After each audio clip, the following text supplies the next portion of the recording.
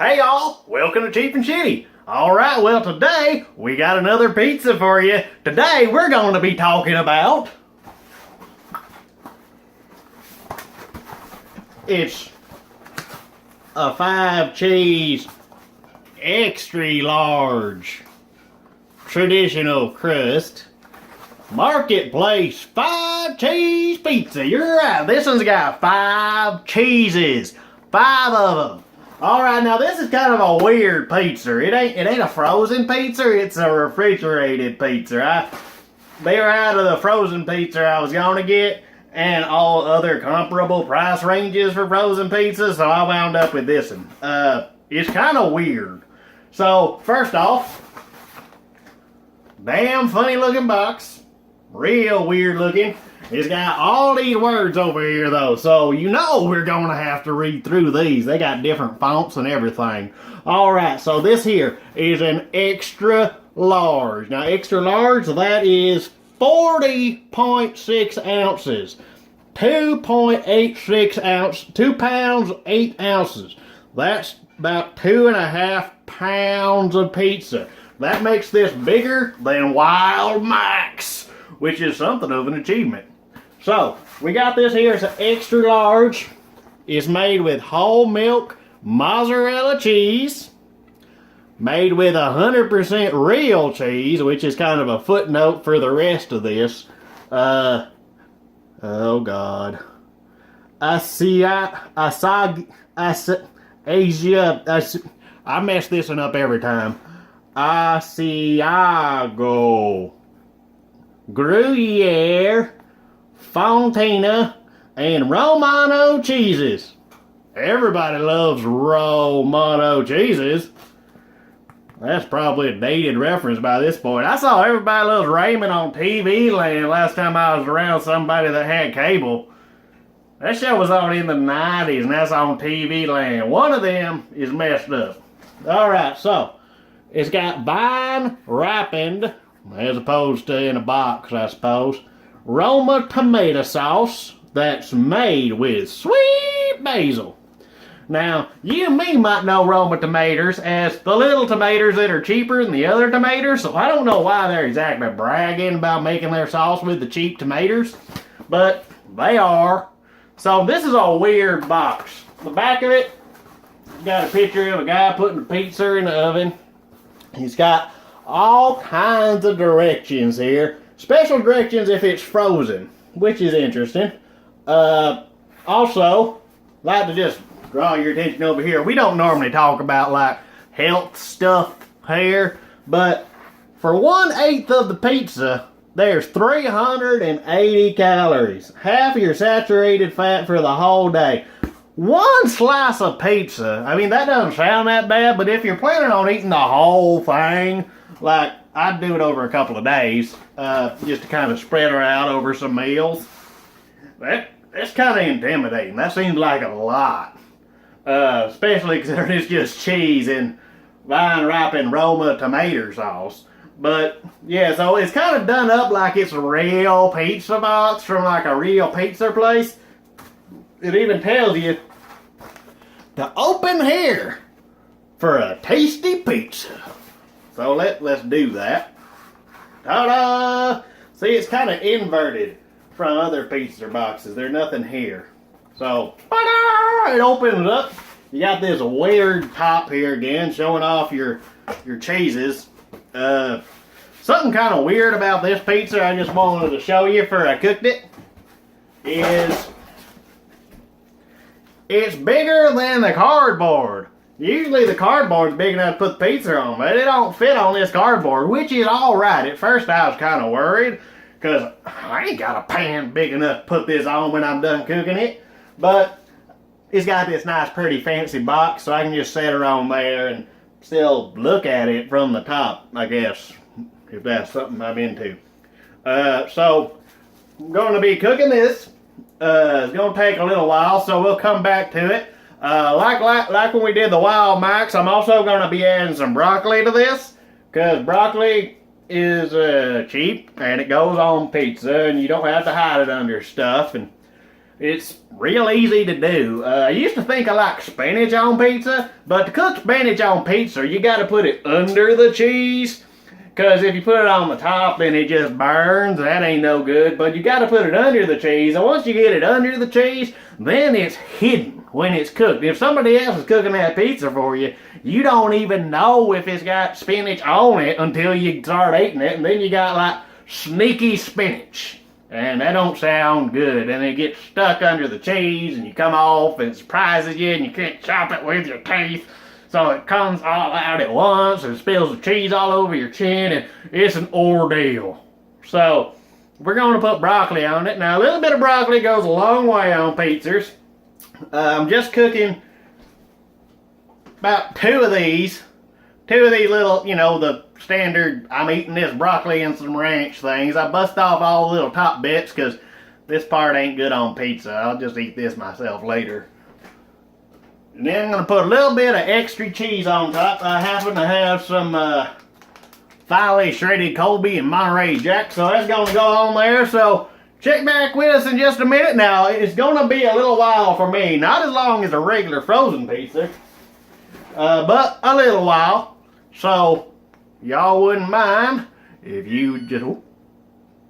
Y'all hear that? The oven sang to me. It said, diddly-diddly-dee. That's another good thing about this new apartment we got. It's got this fancy electric oven that preheats. And when it's preheated, it sings you a little jingle, which is kind of fun. So I'm going to cook it in this singing oven.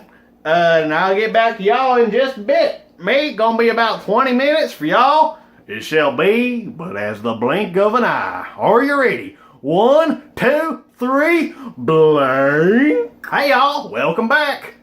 Alright, so it's been about 15 minutes, which ain't very long for cooking a pizza.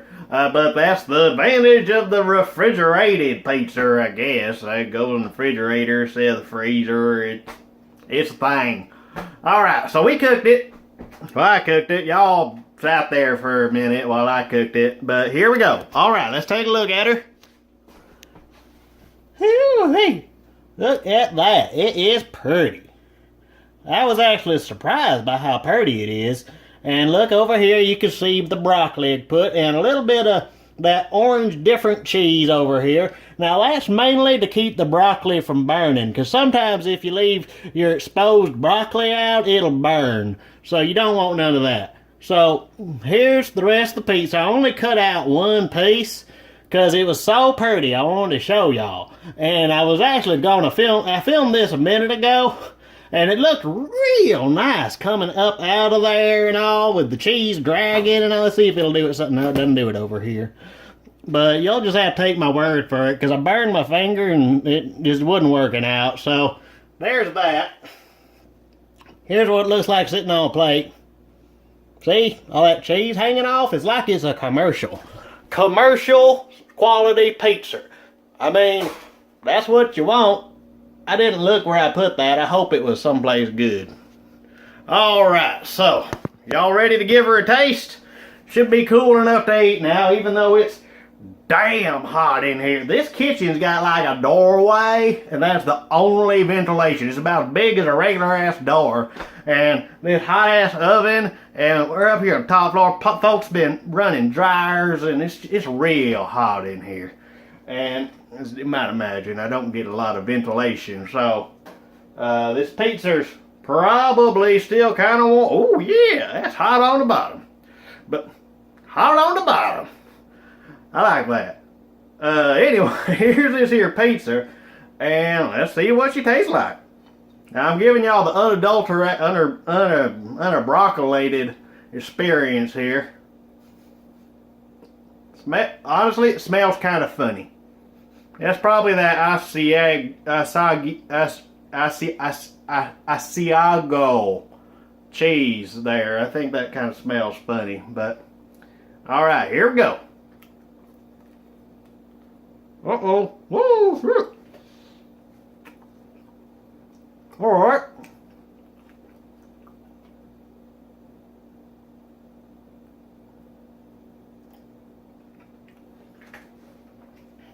Let me look at that box again. Sweet basil honestly, y'all, this here tastes like a dessert. It's real sweet.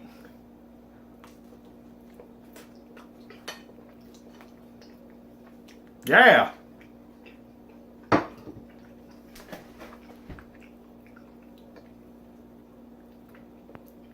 That's mighty peculiar. I didn't imagine that.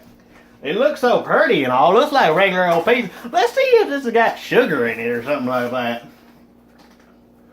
Alright, let's look together. Yep, this was a good idea. Nope, don't see no sugars listed under. Oh, 4 grams of sugars includes 2 grams of added sugars for every 144 grams of the pizza, which seems like a lot of sugar for pizza. Where's sugar? Shit. It's got more sugar in it than it's got basil or Gruyere cheese. It's mostly mozzarella. Damn, it's got 2% less lots of stuff. But sugar ain't one of them. Sauce and sugar.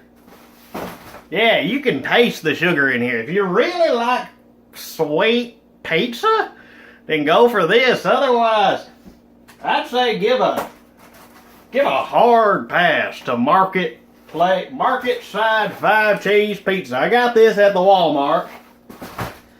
I didn't mean to get it. Well, I sort of did. It looked like it was going to be $4. It said 12-inch cheese pizza, $4. So I was like, all right, well, that looks like about 12 inches there. I mean, didn't have a measuring tape or nothing, so I figured it was about 12 inches across. Apparently it's not.